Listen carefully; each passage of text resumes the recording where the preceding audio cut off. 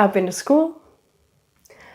I got home, got a coffee, which is somewhere behind me. Right there. And now I think I might be ready to tackle my wrap up.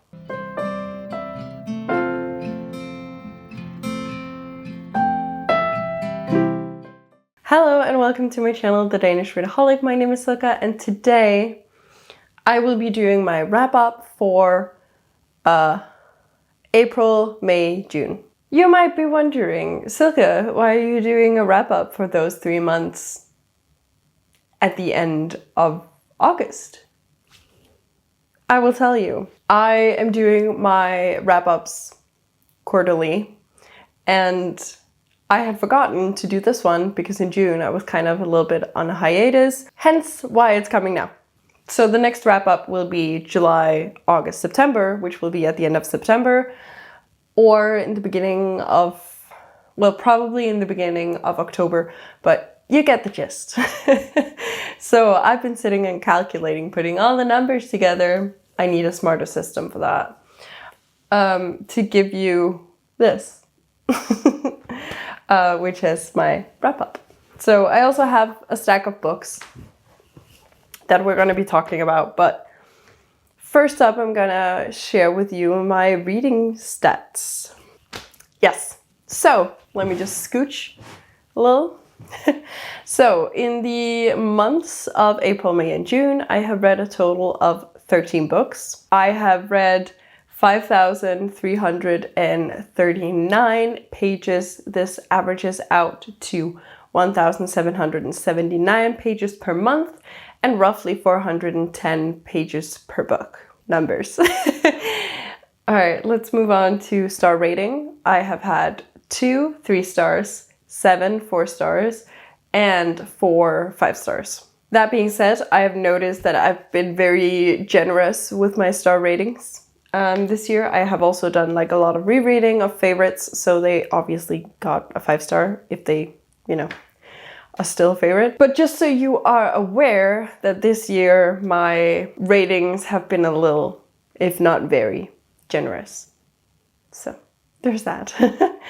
For genre, I have 12 fantasy books and 1 classic. Authors, I have 4 that were new to me and 5 that I've read before. As for nationality, I have 1 Australian, 5 American, 1 British, 1 Chinese, and 1 Norwegian author. Then we have the representation. I have 1 disability, 1 racial, 1 LGBTQ+, 2 LGBTQ+, 2 multiple, and 7 with little to no representation whatsoever. As for the intended audience, I have had 6 middle grades and 7 YAs, which I think is fairly decent. When it comes to the series, I have had 6 first book in a series, 3 middle books, 3 ends, and 1 standalone. For format, I have read 12 audiobooks and 1 physical. As for the sources, I have 8 books from my own TBR, 1 book that was hauled in 2025, which I honestly don't know which one that is.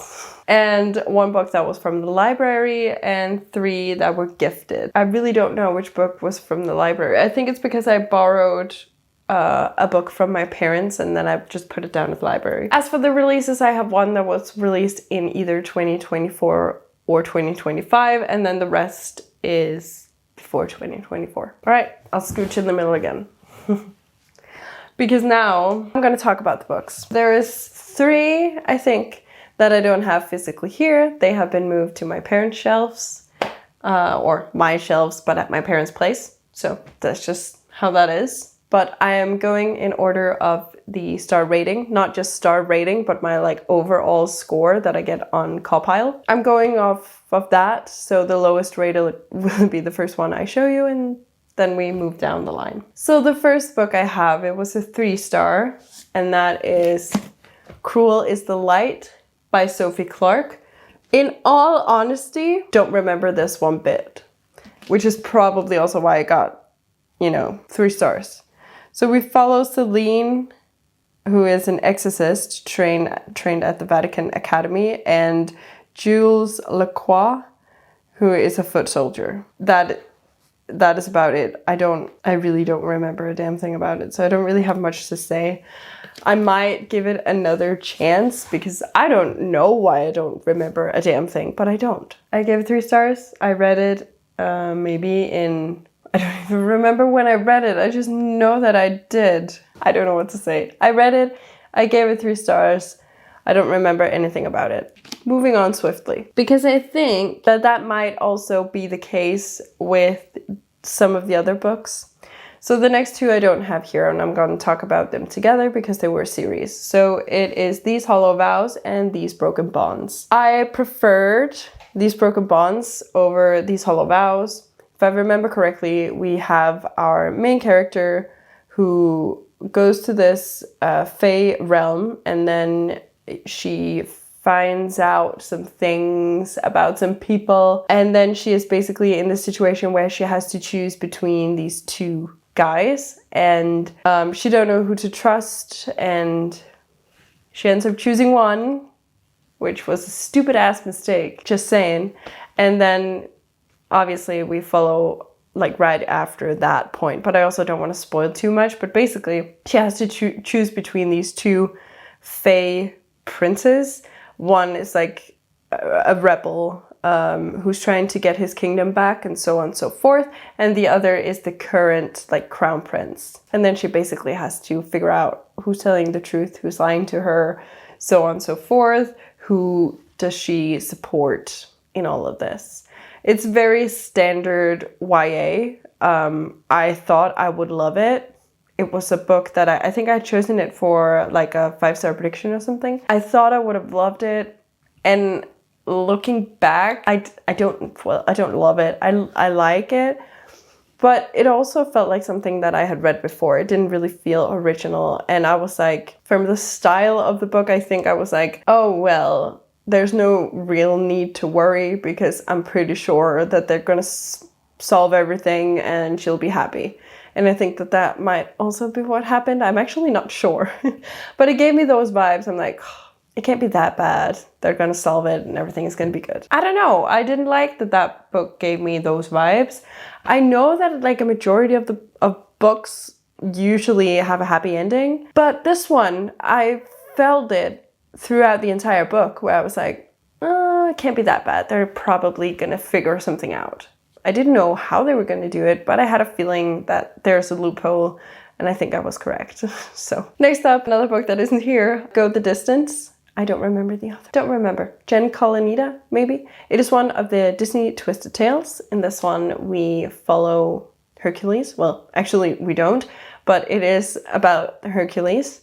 We follow Meg as she has to go on a quest to become a Greek god herself. And it's a little bit more than that, but that is like the prompt of it. But basically, we start the story at the end of Hercules, the Hercules movie. So Hercules has come back to Olympus. He's been accepted by his father, so on and so forth. He then wants to stay with Meg, or he wants Meg to stay with him at Olympus. But Zeus is like, no. And also doesn't let Hercules go with Meg either. Then we have Hera, who then gives Meg a quest so that she can become a god and stay with Hercules. Very cute. And then we basically learn a lot about Meg's background and her mother and why she didn't have any family when we meet her in Hercules.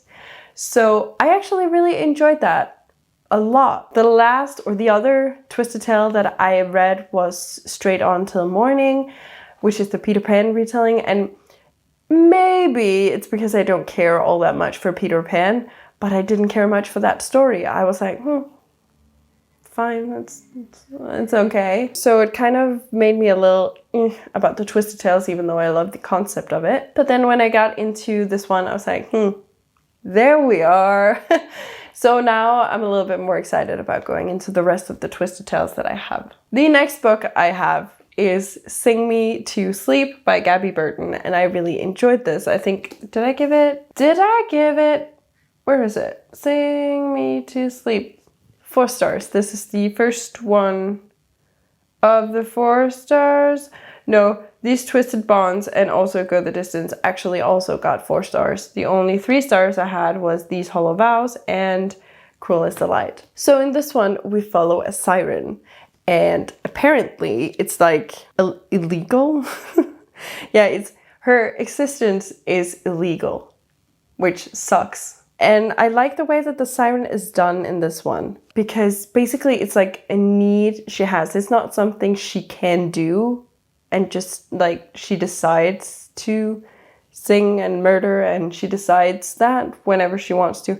It's not that. It's like a need in her body. It's like her body wants her to kill, and it happens every time that she gets close to water, so she's kind of trying to avoid that. She pretends to be a soldier in training, and there's these, I think I remember that there's these little pills that she has to take so she doesn't look like herself, which looks siren-y, and then she is training to be a soldier for the king or the crown prince or something, and then she does that, creates a relationship with him, so on and so forth.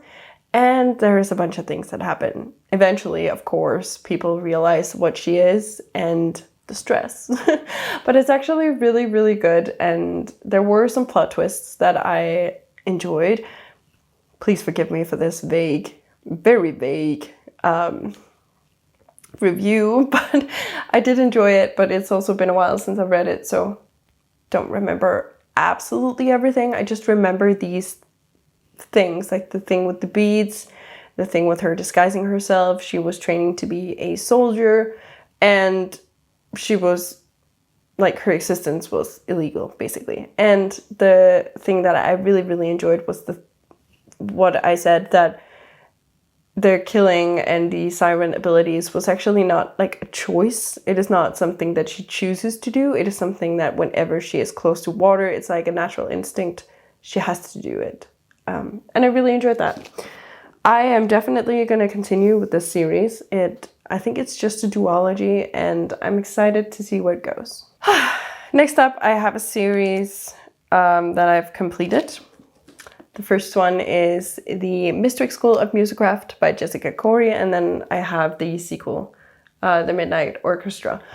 I actually don't think I've completed this series now that I've just realized that I said that, because I think that there's going to be a 3rd book, and then there's also a novella or something.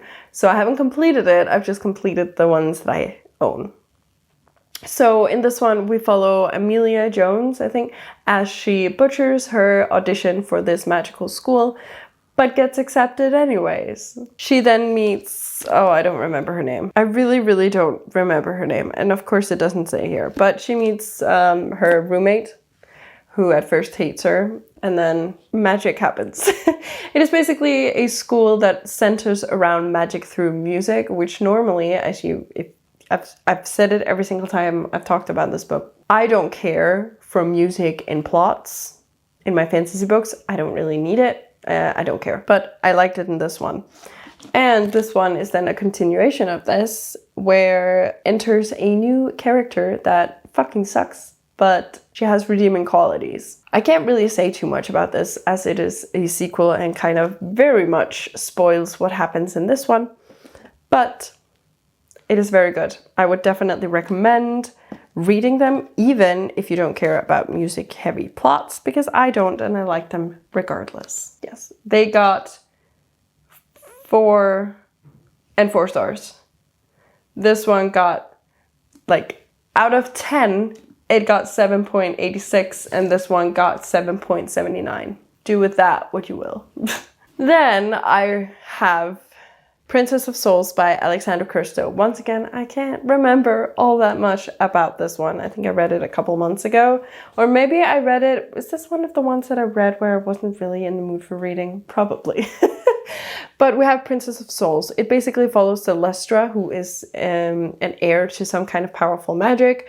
And then we have Nox, who is a soldier who has spent years plotting against the crown. So basically, Celestra is working for the king, but very reluctantly, and kind of feeding souls to him. And then we have Nox, who is trying to the king, which, you know, is just a recipe for a love story. And then Celestra is basically foretelling people's, like, she's predicting people's deaths. And then Nox come in and she sees that his death and her life are kind of intertwined, like their fates. And because of this, she then kind of feels the need to not necessarily save him, but kind of figure out why they are connected and in what way and what to do about it. And that is where they kind of start to work together. But yeah, I don't know. I liked it a lot, but I always feel like when I can't remember a book, I feel like, I mean, it was good, obviously, but it wasn't a favorite. It didn't stick with me in the way that some of the other books did. I have 5 books left to talk about, but it will be quick because 3 of them are in the series. But the first one I'm going to talk about is a Danish book. Well, actually, it's a Norwegian book. It is called Folk og røver i Kardemommeby, which translates to, or it doesn't translate directly, but the English title of this is When the Robbers Came to Cardamom Town, which is a children's book, basically about this town. Let me just see if there's a picture of it. Here it is. About this very, very small village. There is not that many people. Everybody knows everybody. And we basically just follow this town, and then there's songs in it, and there's these 3 robbers that live a little bit outside of the town, and they have a lion, and basically the town is trying to get rid of the robbers, but then in the end the robbers actually end up saving the day, and they end up getting jobs and everything. It's super cute, and I grew up on this book.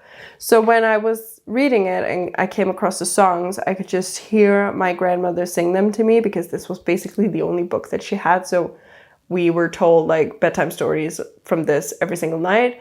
So yeah, I gave this a 5-star, I think. Or did I give it 4? I gave it 4.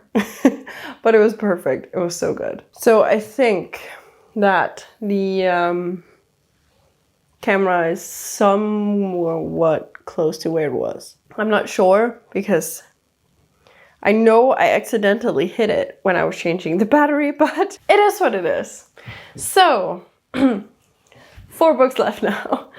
So we have Tale of Magic, Tale of Witchcraft, and Tale of Sorcery. These are all by Chris Colfer. I gave all of them 5 stars. Yes, I gave all of them 5 stars, with Tale of Witchcraft being the highest rated out of 10 with 9.21. Am I biased? Probably a little bit. We follow Bristol. Is her name Evergreen? Yes.